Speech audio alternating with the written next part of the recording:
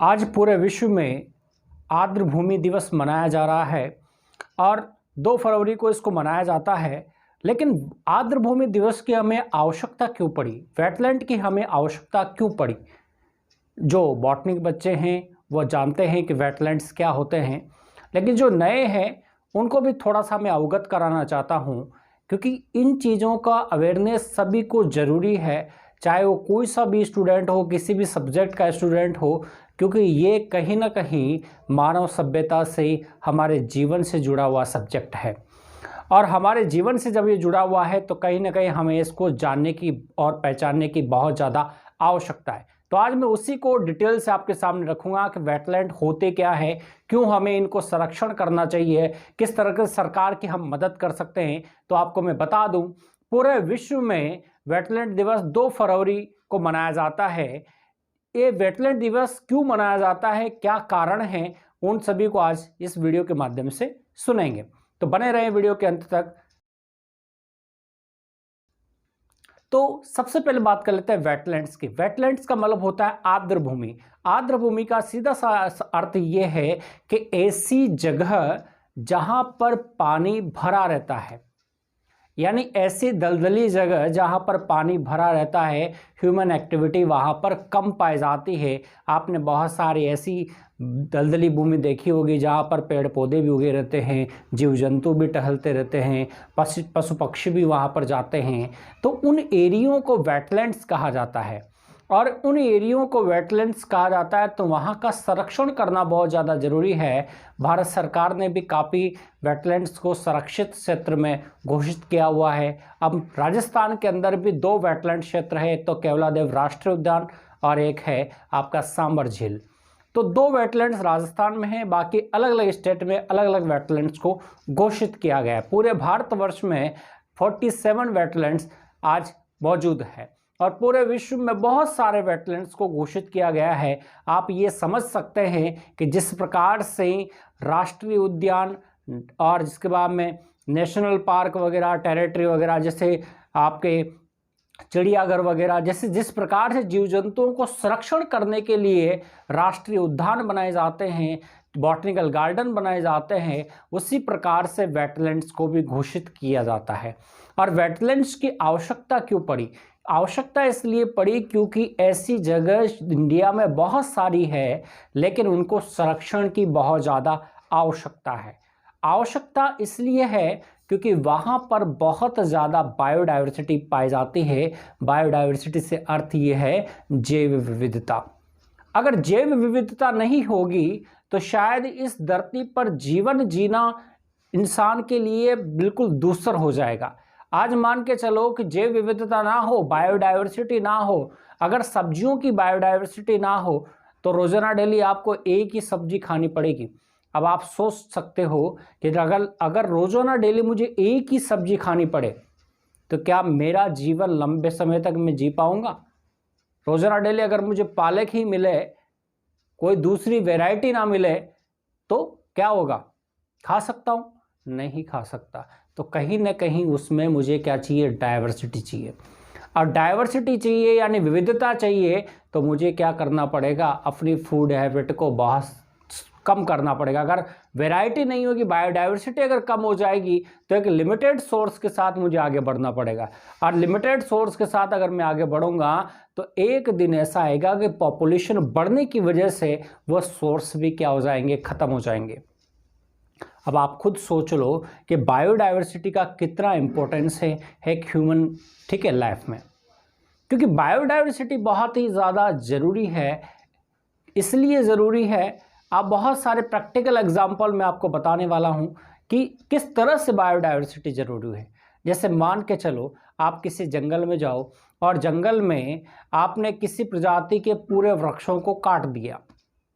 आपको नहीं पता था कि वो कौन सी प्रजाति के वृक्ष थे और आपने उनको काट दिया और वहाँ पर क्या कर लिया? अपना कंस्ट्रक्शन कर कर अपना घर बना लिया। अब बना लिया, शायद वह इस धरती पर अकेले पादप प्रजाति हो जिनको आपने काट दिया। क्या इस धरती पर वापस वह आ सकते हैं? नहीं आ सकते। जैसे भी टाइगर है, अगर इन टाइगरों को पूरी तरह से लाइन से खड़ा कर कर अगर इनको कोई मार दे तो इस धरती पर से टाइगर क्या हो जाएंगे, विलुप्त हो जाएंगे, और फिर चाहकर भी आप उनको नहीं ला सकते। अब आप कहोगे कि सर ये तो कोई बहुत अच्छी बात है। अच्छी बात नहीं है, इससे कहीं ना कहीं बायोडाइवर्सिटी क्या हो जाएगी, डिस्टर्ब हो जाएगी। जैव विविधता डिस्टर्ब होगी, यानी कहीं ना कहीं फूड चेन डिस्टर्ब होगी, और जब फूड चेन डिस्टर्ब होगी तो आप सोचो कि शाकाहारी जीव जंतुओं की तादाद बढ़ जाएगी। धरती पर शाकाहारी जीव जंतुओं की तादाद अगर बढ़ी तो कहीं ना कहीं इस धरती पर से जो जो वनस्पति क्षेत्र है वह धीरे धीरे क्या हो जाएंगे, बंजर जमीन में कन्वर्ट हो जाएंगे। आपने देखा होगा कि जब टिड्डों का दल आता है, टिड्डियाँ जब आती है, अटैक करती है खेतों के ऊपर, तब लाखों की तादाद में टिड्डियाँ आती है, और जब किसी खेत से वो गुजरती है तो उस खेत की जितनी भी फसल होती है वह पूर्णतया क्या हो जाती है, नष्ट हो जाती है, पूरी बंजर भूमि हो जाती है। अब सोचो अगर इनकी तादाद को कंट्रोल नहीं किया गया तो क्या से क्या हो सकता है। इसलिए प्रकृति ने अपनी व्यवस्था की हुई है, लेकिन ह्यूमन इंटरफेयर इतना ज़्यादा बढ़ चुका है कि आज हम हर वेटलैंड्स को लगातार ख़त्म करते जा रहे हैं, आर्द्र भूमि को ख़त्म करते जा रहे हैं। कहीं ना कहीं हमारा क्या है, स्वार्थ है, और कहीं ना कहीं हम कंस्ट्रक्शन करते जा रहे हैं। ह्यूमन एक्टिविटीज़ इतनी बढ़ चुकी है कि किसी आर्द्र भूमि में थोड़ा सा क्या कर लिया अपन ने, क्या कर दिया, फैक्ट्रियों के नाले उसमें छोड़ रखे हैं, तो केमिकल पोल्यूशन बहुत ज़्यादा उनमें बढ़ चुका है, तो वहाँ की स्पीसीज पूरी तरह से नष्ट हो चुकी है। उसके बाद में वहाँ पर कंस्ट्रक्शन कर रहे हैं हम वेटलैंड्स के ऊपर, तो वहाँ की पूरी बायोडाइवर्सिटी नष्ट हो रही है। कहीं ना कहीं हमारे स्वार्थवश हम क्या कर लेते हैं, उनको पूर्णतया क्या कर देते हैं, सुखा देते हैं, और वहाँ पर अच्छी सी बिल्डिंग्स तैयार कर देते हैं, वहाँ के पेड़ पौधों को नष्ट कर देते हैं, वहाँ के जीव जंतुओं को नष्ट कर देते हैं। आज केवलादेव राष्ट्रीय उद्यान में जाके देखो, उसको भी क्या है, इंडेंजर वेटलैंड्स की सूची में रखा गया है, क्योंकि वहाँ पर प्रवासी पक्षियों की तादाद धीरे धीरे कम हो रही है। क्यों हो रही है? क्योंकि ह्यूमन इंटरफेयर लगातार बढ़ता जा रहा है, और कहीं ना कहीं ग्लोबल वार्मिंग भी इसका इफेक्ट डाल रही है। तो कहीं ना कहीं बहुत सारे ऐसे पहलू हैं। अपन लगातार जैसे CO2 जनरेट कर रहे हैं, लगातार केमिकल जनरेट कर रहे हैं, लगातार क्या कर रहे हैं, अपन लगातार पेड़ पौधों को काट रहे हैं, तो उससे क्या हो रहा है, लगातार पॉल्यूशन रेट बढ़ती जा रही है। वाटर पॉल्यूशन, सॉइल पॉल्यूशन वगैरह बढ़ते जा रहे हैं, और बढ़ने की वजह से बहुत सारे जो वेटलैंड्स हैं वो नष्ट होते जा रहे हैं, तादाद कम होती जा रही है। इंडिया का सबसे बड़ा जो वेटलैंड्स है वो सुंदरवन है।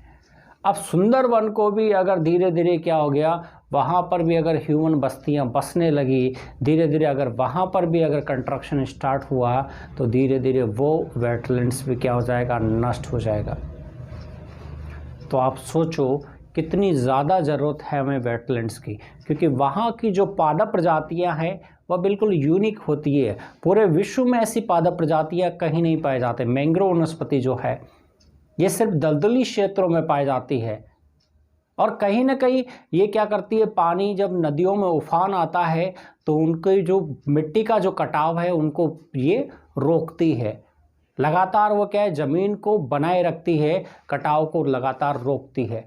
तो वेटलैंड्स के बहुत ज़्यादा इम्पोर्टेंस है।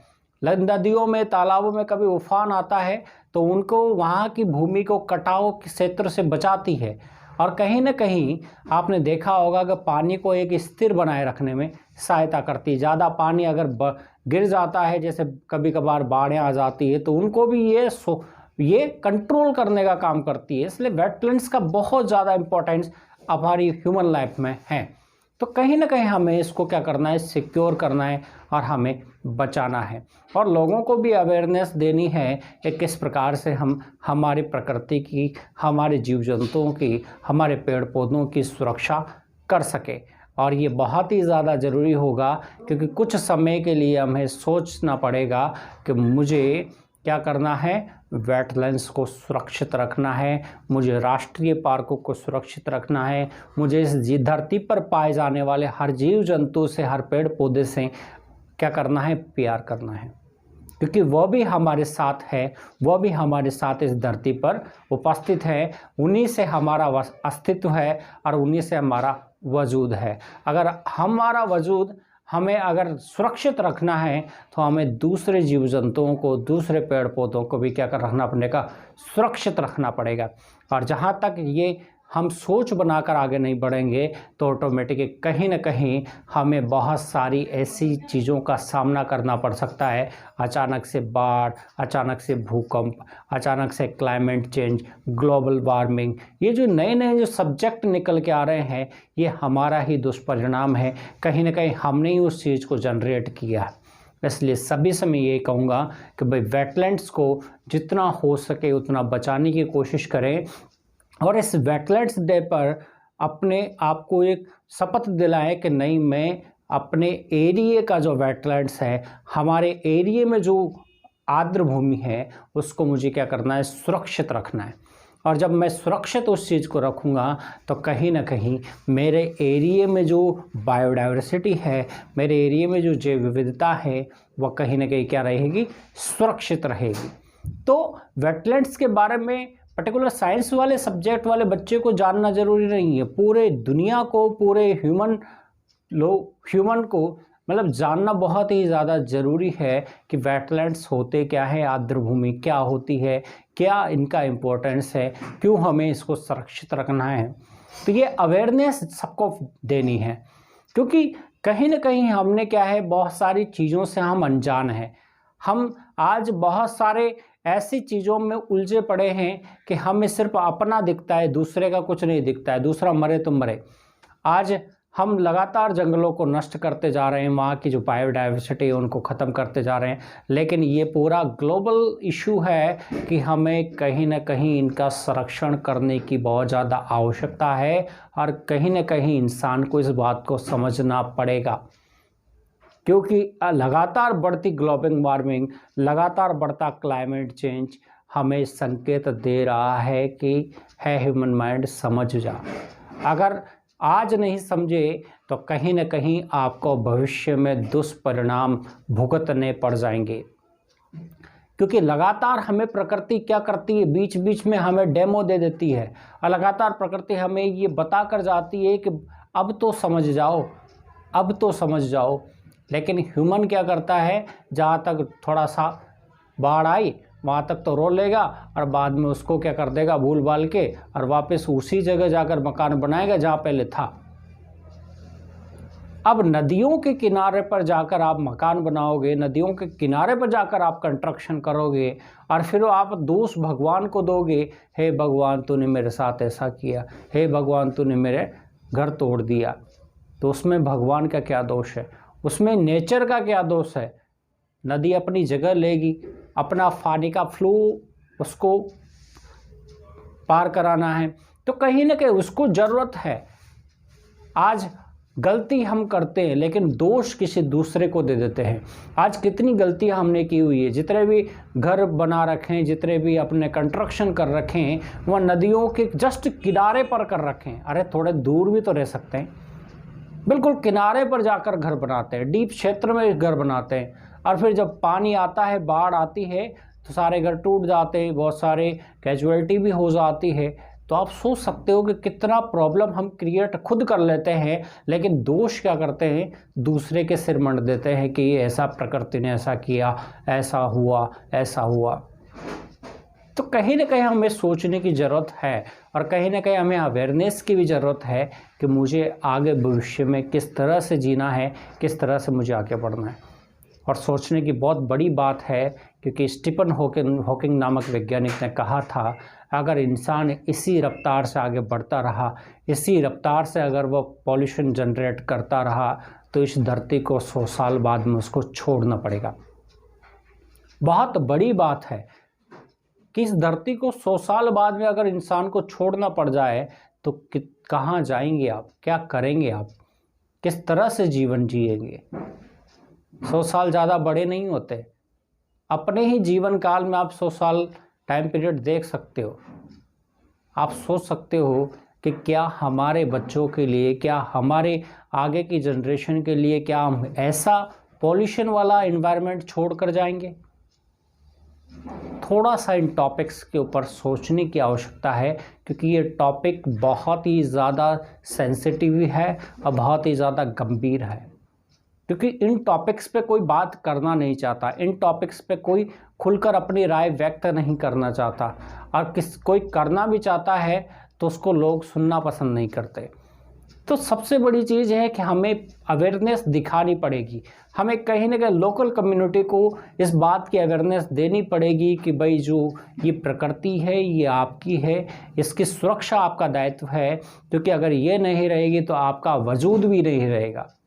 इसलिए कहीं ना कहीं हमें क्या करना है, प्रकृति को सुरक्षित रखना है और प्रकृति के बारे में सोचना है और अवेयरनेस रखनी है कि मुझे आगे क्या करना है, भविष्य में क्या मुझे प्रकृति के लिए करना है। खुद के लिए तो आपने बहुत कुछ किया, लेकिन प्रकृति के लिए भी कुछ समय आपको निकालना है।